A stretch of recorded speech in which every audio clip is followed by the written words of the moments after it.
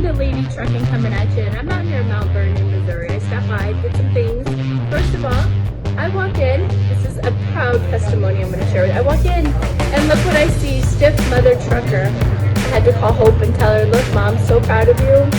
And during this call, this FaceTime, this gentleman here says, I love this product. I love this product. I use it all the time on my face and my knees. It fixes my allergies. Very good. Very good. Yeah. Good. Bought two already, and it's very good. I didn't all of them, right? Very, very awesome. And congratulations to everybody who's beyond this product. That's right. I try it. If you're a trucker, for the knees, for your elbows, whatever, you're not going to be disappointed. That's an amazing, heartfelt testimony. I've used the product. I've shared with you guys. It's amazing. And I just want to say big congratulations and thank you for his testimony. But congratulations to Stiff Mother Trucker and Hope Zavara. It's been her heart and her passion for a very long time getting this product out here. So there you go. Proud Stiff Mother Trucker.